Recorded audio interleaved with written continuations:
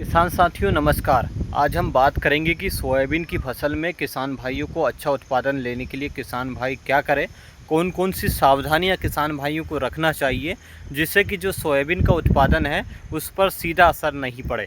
किसान साथियों, आज के वीडियो में मैं आपको जानकारी देने वाला हूं कि सोयाबीन का उत्पादन किसान भाइयों को अच्छा कैसे मिलेगा, कैसे हमें फसल की सुरक्षा करना है, क्या कुछ ध्यान रखना होगा और कौन कौन सी जानकारी हमें ध्यान रखने के लिए बेहद ही ज़रूरी है। सबसे महत्वपूर्ण होता है कि सोयाबीन का उत्पादन किसान भाइयों को कैसे मिलेगा, क्या किसान भाई कौन सी दवाई डालें, कौन सा खाद डालें, वो कौन से समय पर क्या करना चाहिए। किसान साथियों, अभी 35 से 40 दिनों की फसल यहाँ पर सोयाबीन की लहरा रही है। आप मेरे पीछे देखेंगे तो सोयाबीन की फसल यहाँ पर किसानों की 35 से 40 दिनों की हो चुकी है।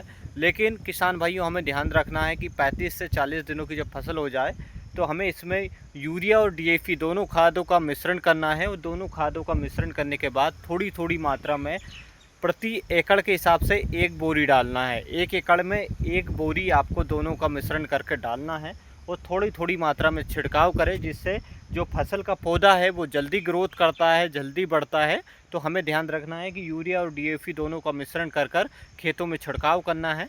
दूसरे नंबर पर किसान भाइयों बात आती है कि खेतों में अधिकांश जगह पर हमने देखा है कि किसानों के खेतों में जल भराव की समस्या हो जाती है। जैसे आप मेरे पीछे देखेंगे, इधर देख सकते हैं आप कि किसानों के खेतों में जल भराव हो रहा है।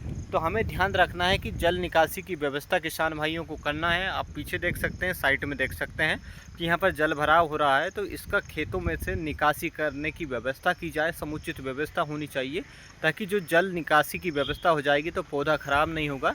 नहीं तो जहाँ भी जल भराव की समस्या रहेगा, पानी अधिक दिनों तक रहेगा तो जो है पौधा वो धीरे धीरे ख़राब होता है, सड़ने लगता है और सड़ने के बाद वो ख़राब होकर नष्ट हो जाता है। तो हमें ध्यान रखना है कि जल निकासी की व्यवस्था, अगर आपके खेतों में जगह जगह जल भराव हो रहा है तो आपको जल निकासी की व्यवस्था करना है ताकि जो पौधा है वो सुरक्षित रहे और जो पानी का भराव है वो खेतों में अधिक समय तक नहीं रहना चाहिए, नहीं तो फसलों को सबसे ज़्यादा नुकसान वो करता है। तो हमें इस बात का भी विशेष ध्यान रखना है।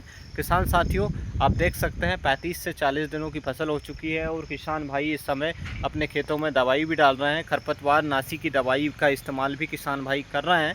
लेकिन हमें ध्यान रखना है 35 से 40 दिनों की फसल हो जाए तो हमें तीसरी बात यह है कि खेतों में अगर खरपतवार हो रहा है तो आप खरपतवार की दवाई डाल दें। जो भी आपको बेस्ट लगे वो क्वालिटी की दवाई आप डाल सकते हैं। और हमें इन 3 से 4 बातों का विशेष ध्यान रखना होगा।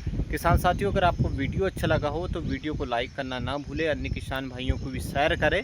और मिलेंगे अगले वीडियो में, तब तक के लिए आप बने रहिए हमारे साथ। धन्यवाद, नमस्कार, जय हिंद, जय भारत किसान भाइयों।